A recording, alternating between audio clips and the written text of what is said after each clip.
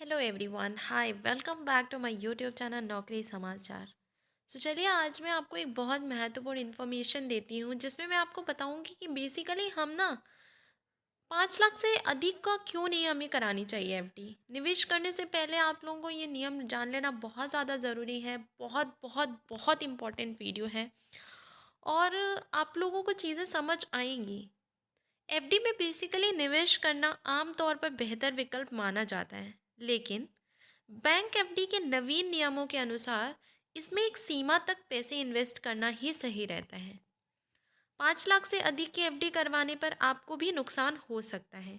ऐसे में आप अधिक रिटर्न के चक्कर में आर्थिक नुकसान भी उठा सकते हैं। एफडी निवेश शर्तों में निवेश करने की सोच रहे हैं तो इन बातों को आप ध्यान से ज़रूर ज़रूर सुन लें। इसलिए 5 लाख तक की एफडी करवाएं। जब बैंक दिवालिया हो जाता है या डूब जाता है तो जमाकर्ताओं को उनके जमा धन पर 5 लाख रुपए तक का बीमा मिलेगा। इसलिए एफडी को 5 साल तक करवाना चाहिए। Deposit insurance and credit guarantee corporation अधिनियम यह बीमा कवर प्रदान करता है।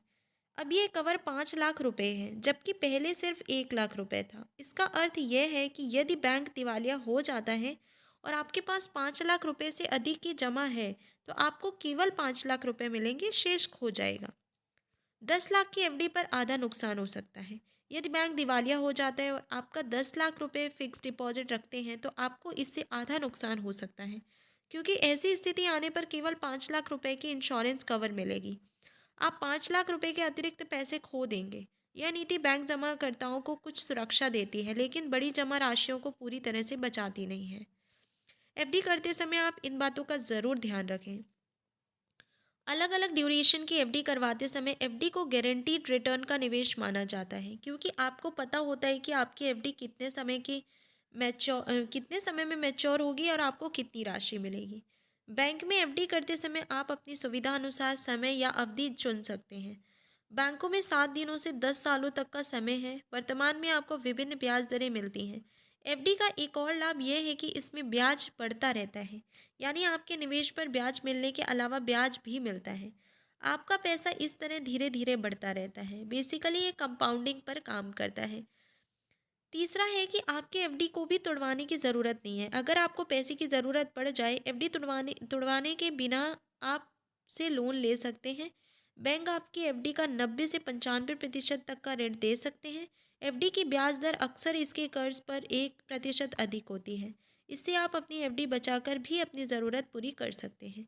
एटीसी के तहत कुछ एफडी भी टैक्स छूट देते हैं। एफडी में 5 साल या 5 साल से अधिक होता है। 5 लाख रुपए की एफडी लाभों पर आपको कोई टैक्स नहीं देना होगा।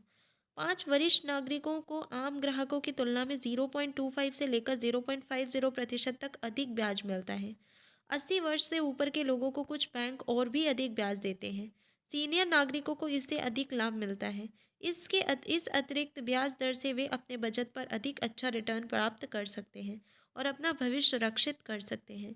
यह उनकी वित्तीय योजना को काफ़ी हद तक सुधारता है, क्योंकि बुढ़ापे में हम सब बेसिकली हम कोई भी इन्वेस्टमेंट करते हैं तो हम अपने फ्यूचर रिटर्न्स के लिए ही करते हैं, कि हम फ्यूचर को अपना सिक्योर कर लें, जिससे अगर फ्यूचर में हम कुछ नहीं करते हैं तो हमारे पास हमारी लाइफ को रन करने के लिए, लाइवलीहुड को चलाने के लिए हमारे पास एक बेस्ट ऑप्शन अवेलेबल रहेगा। सो ये कुछ टिप्स थी जो मुझे बेसिकली आप लोगों को प्रोवाइड करनी थी, बिकॉज मैं कोशिश करती हूँ कि मैं अपने व्यूअर्स को ज़्यादा से ज़्यादा इन्फॉर्मेशन जो भी मुझे निकल कर सामने आती है, मैं कोशिश करती हूँ कि आप लोगों तक लेकर आऊँ। एंड प्लीज़ आप लोग ज़रूर ज़रूर ज़रूर लोगों तक शेयर कीजिएगा। बहुत इंपॉर्टेंट वीडियो है। So that's all guys, thank you so much and stay tune for my next video.